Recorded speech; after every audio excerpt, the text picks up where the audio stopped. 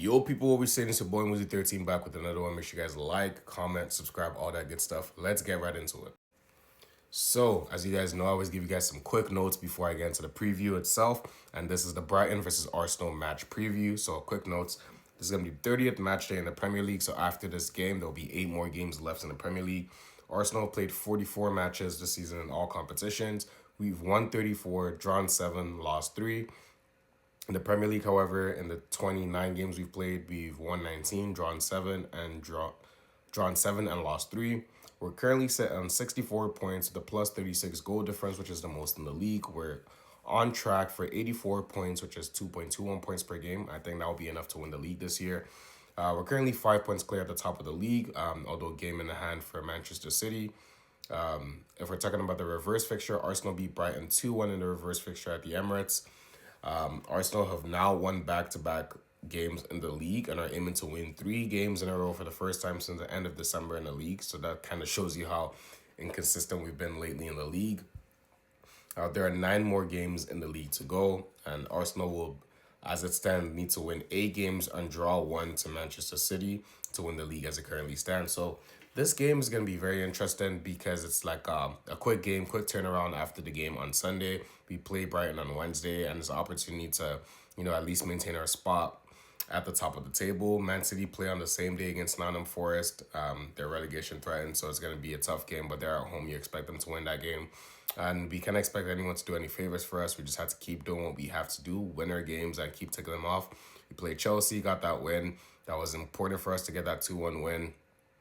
Chelsea are a tough team to play, and that was probably one of our hardest games left in the last few games for this season. So hopefully we keep it pushing, we keep it moving. Brighton are a very interesting team because they always give a lot of big teams problems when they play them, and they already took 4 points off Man City this year. They beat Man City 2-1, I think, at the start of the season, and they drew with them 0-0 at the Etihad, or 1-1 at the Etihad, and they could have actually won that game. So they play a lot of attacking footy. They're going to come at you. They're going to attack you.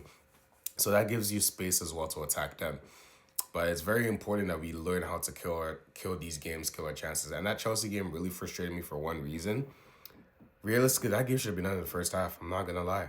When it was 1-0 up and we kept messing up that final ball, the final action, I was like, Chelsea are going to score. Chelsea are going to score because you've given them a sniff now. You haven't killed them off where you should have killed them off. And lo and behold, we concede the Nketiah own goal just before halftime, unfortunately. Thankfully, in the second half, we bounced back to what we had to do and got the 2-1 win. But we can't keep letting these games go to such fine margins because it's not going to work out for us all the time. So we need to learn how to kill these games off. Brighton, we're playing them. They sit currently 11th in the league on 37 points. Their form is interesting because prior to the last 2 games where they've won them back-to-back, they beat Forest 2-1 at home, and before that they beat Brentford 2-0. They were actually on a bad run of form. In 6 games, they had lost 4. They lost to Liverpool, Aston Villa, Crystal Palace. They drew with Everton, lost to Fulham, and they drew with Bournemouth as well. So they're a team that are up and down, but Arsenal should be taking advantage of this game. An opportunity to, keep it moving. And how I'm looking at it right now, I'm just looking at the amount of games left. You win this game, you take it off, and you keep on moving. Like I said, 29 games played so far. This will be the 30th game. We win this game. That's 67 points. That's 8 games left in the Premier League. We're ticking them off. And as the more we win games, the less opportunity for City to catch up or to catch us slipping. So how I see it is, win this game. And now, because as it currently stands, it's 9 games left. If we win 8 and draw 1 to Man City, I think we win the league. No, I believe that's good enough to win the league. If we win that game against Brighton, it just drops a game further. So now it's going to be 7 wins needed and 1 draw. So it keeps on going like that. And we just need to keep maintaining this form leading up to the Etihad game. But that game is not going to matter if we drop any points before that Etihad game. So we got to keep winning. Hopefully City can slip up somewhere and we keep it pushing. But yeah, that's my essentially the match preview. In terms of a score prediction, this game is going to be close. But I'm going to go for a 2-0 Arsenal win. I think we'll get back to keeping clean sheets. I think we're going to win this game 2-0.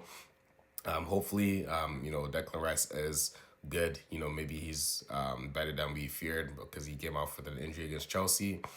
And if he can't play this game, let's just hope he rests him for the week and then he can bounce back with a Champions League game next week. But yeah, I'm going to go for a 2-0 win. Goal scorers are going to be Saka and Gyökeres. It's been your boy Muzi13. Like, comment, subscribe. I'm going to see you guys in the next one. I'm out. Peace.